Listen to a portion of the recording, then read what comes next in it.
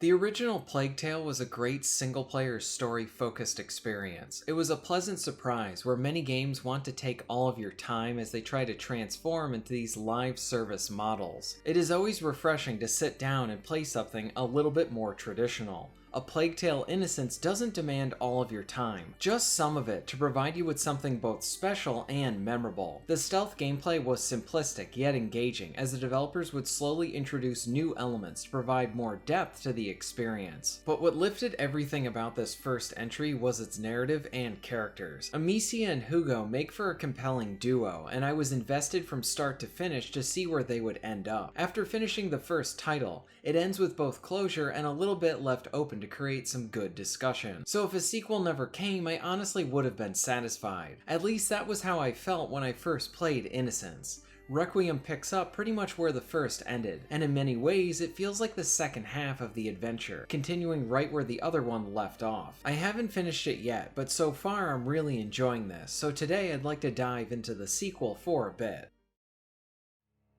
Requiem starts off simple and sweet with refreshers on some of the mechanics from the first, but quickly our duo finds themselves in a hostile situation. Stealth again is the main focus of the game, but this time around we have some more options for the attacking. The rats are introduced much sooner than they were in the first, and you will quickly find yourself in situations where you have fire-armed guards with rats blocking your path. A crossbow is provided after the first several chapters, and this is one of the best options when dealing with all of the swordsmen. New consumables are introduced like knives, allowing for quick up-close kills. Also, I found Requiem to feel a fair bit harder than the first title even on normal. The AI seems more aggressive here, with the areas being much larger and more expansive than the first, so you will have a lot more freedom than you did in the first game. So far, the stealth and combat feel improved over the first title. Run! The house!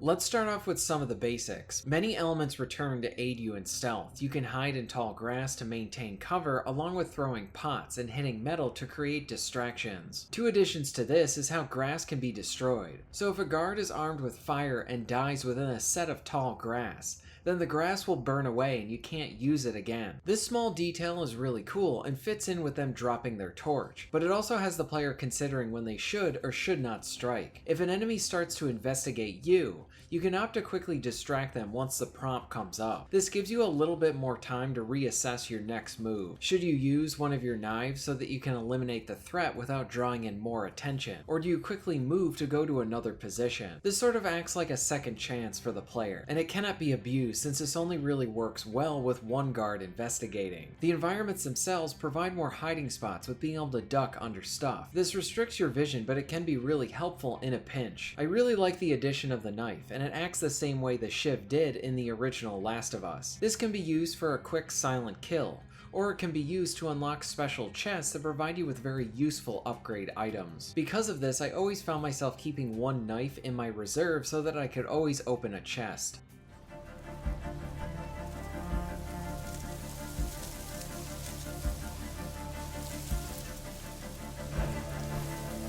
I'm sure it's them.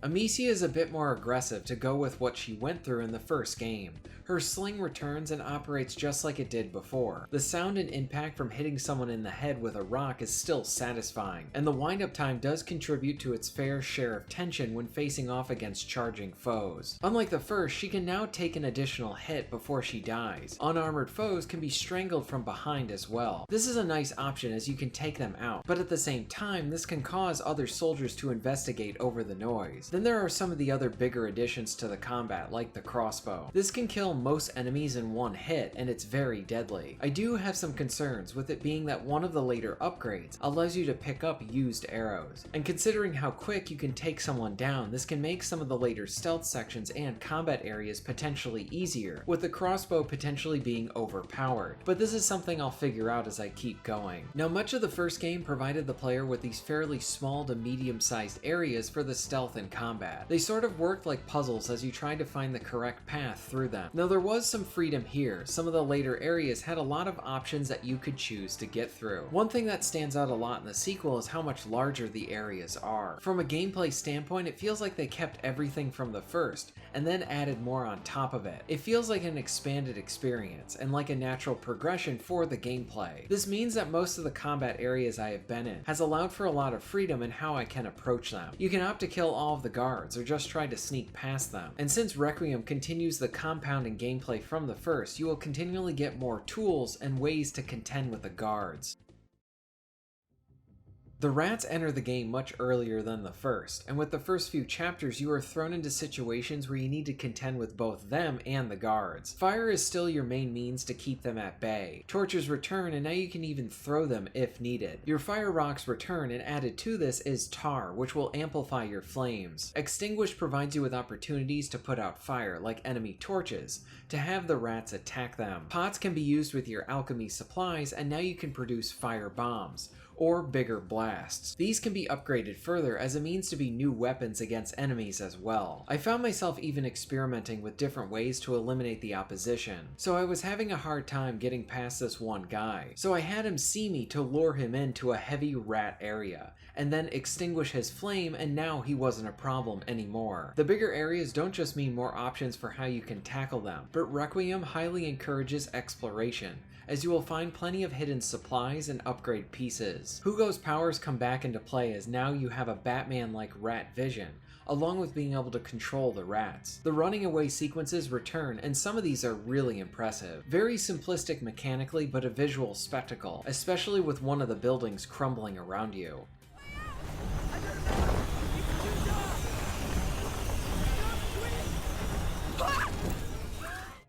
Story-wise, I really like the introduction. It is peaceful and nice, sort of like our heroes have earned this after the events of the first game. But things quickly go bad, and we are right back into the bleak and tension-filled adventure. Something I really liked about the first few chapters is how you get to see the slow contamination of a city from the rats. You see how it's affecting the townsfolk and the slow hysteria it brings. This all eventually explodes and builds up very well. Amicia starts the game closer to her breaking point. She is overwhelmed and not ready to deal with everything coming back. You will probably think that she is more angsty in this game, and I think much of this comes from how she believes Hugo is her sole responsibility. She is strong and courageous, but also makes mistakes that gets the group into trouble as well. There's a lot of good tension between her and her mom, and it sort of feels like a set of divorced parents arguing over their child, even though Amicia is the sister in this situation. I am about halfway through the story, so I have a lot more to go, but I'm really enjoying it so far. They do make you wait before giving you some of those feels from the original game with Amicia and Hugo against the world. It's built up too, and it's done well. So far I've experienced a few flaws. Some of these come down to bugs and glitches. For one, a button prompt would not come up and I could not proceed. A quick restart did fix this. I got stuck on a corner in chapter 3, and another time I was in the light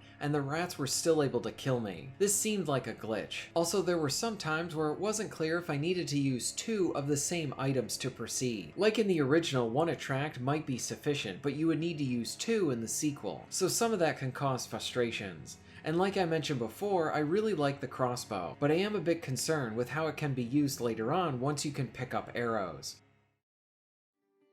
The first Plague Tale is a hard one to top, but there was room to tell another story and expand on its gameplay systems. I can confidently say so far that I really like the direction of the gameplay. The levels are bigger, the player has a lot more options in how to tackle them, providing more room for experimentation, exploration, and replay value. While I am enjoying the narrative so far, I think this is going to be one of those situations where I will need to see how everything works out to determine if the sequel was really needed from a story standpoint. I really enjoyed the ending to the first game, and in many ways it's a perfect way to cap off that tale. Requiem does seem to be going the same way as the first. A game released to a great set of praise, but then deserving more attention with other big titles coming out around it. My plan is to finish this one up and provide my full review then. As of right now, I'm having a good time with it. If you've played either the first or the second, let me know in the comments below. If you're interested in being notified of new videos, please hit the subscribe button and bell. And if you would like to support the channel and get early access to content, please check out my Patreon. All of the links will be at the end of this video and within the description. And thank you very much for watching.